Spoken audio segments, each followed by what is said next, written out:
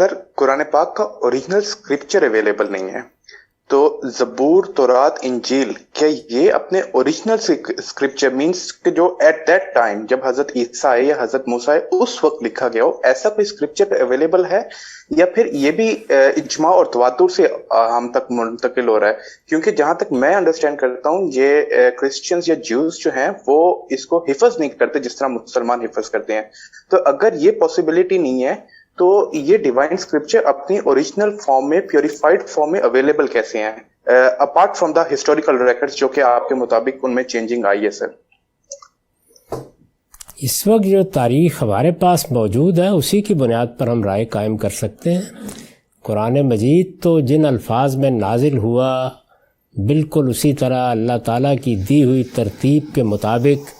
لوگوں نے یاد بھی کر لیا اور لوگوں نے لکھنا بھی شروع کر دیا۔ رسالت مآب صلی اللہ علیہ وسلم تاریخ کی روشنی میں دنیا میں آئے،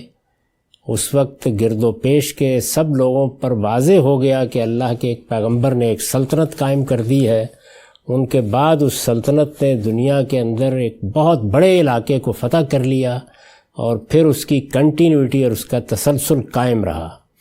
تو یہاں تو یہ صورتحال ہے۔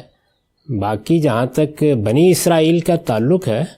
تو انہوں نے لکھ کر اپنی تاریخ محفوظ کی ہے اور اپنی کتابیں بھی، وہ بائبل کے مجموعے میں سب کی سب موجود ہیں، ان کو ہم دیکھ سکتے ہیں، لیکن وہ اصل میں کس زبان میں تھیں، یعنی جس کو آپ اوریجنل اسکرپٹ کہتے ہیں، اس سے متعلق محققین اپنی آراء دیتے رہتے ہیں۔ اگر آپ اس کا اجمالی طریقے سے مطالعہ کرنا چاہیں تو میری کتاب میزان میں کتابوں پر ایمان کا باب پڑھ لیجئے، اس میں یہ چیزیں میں نے بیان کر دی ہیں۔ ہمارے پاس اوریجنل صورت میں وہ موجود نہیں ہے۔ یہ البتہ بالکل واضح ہے کہ وہ تحریر میں آ گئی تھیں اور نسلاً بعد نسلیں اسی طرح منتقل ہوتی رہیں جیسے قرآن منتقل ہوا ہے، یعنی جیسے سے مراد یہ ہے کہ جس طرح اب وہ لکھ کر منتقل ہوتا ہے، اسی کو آپ بائبل کے مجموعے میں دیکھتے ہیں۔ کس زمانے میں ان کے اوریجنل جو متون تھے وہ ختم ہو گئے اور ان کے صرف ترجمے رہ گئے،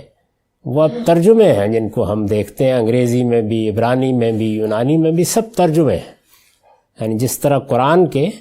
ترجمے ابتدائی میں ہونے لگ گئے تھے اور بہت سے دنیا میں ترجمے موجود ہیں، تو وہاں بھی ترجمے ہیں۔ تو اس وجہ سے جب ترجمے ہمارے پاس آتے ہیں تو پھر اوریجنل اسکرپٹ کہاں گیا، کہاں غائب ہوا؟ تاریخ میں اگر جا کر دیکھا جائے تو یہ معلوم ہوتا ہے کہ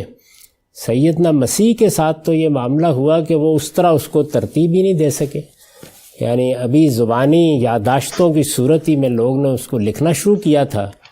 اور ترتیب دینے کا مرحلہ ہی نہیں آیا تھا، جیسے قرآن مجید کو آخری 2 سالوں میں رسول اللہ صلی اللہ علیہ وسلم نے اللہ کی ہدایت کے مطابق ترتیب دیا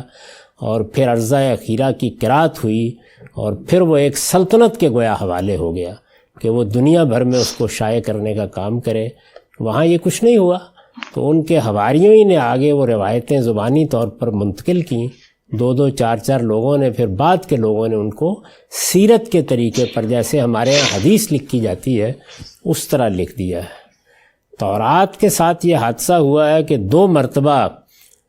تورات کے اوراق تک بکھیر دیے گئے، اس کو لوگوں نے اٹھا لیا، بنی اسرائیل غلام بن گئے، ان کے اوپر بڑی افتاد پیدا ہوئی، اس کا ذکر سورہ بنی اسرائیل میں ہے۔ تو ظاہر ہے ان کی تاریخ میں چونکہ یہ سارے مراحل آئے ہیں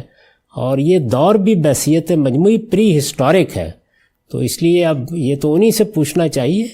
ہمارے پاس کوئی اوریجنل ٹیکسٹ اس وقت عالمی سطح پر موجود نہیں ہے، وہ بھی اس کا دعویٰ نہیں کرتے، یہ سب ترجمے ہی ہیں۔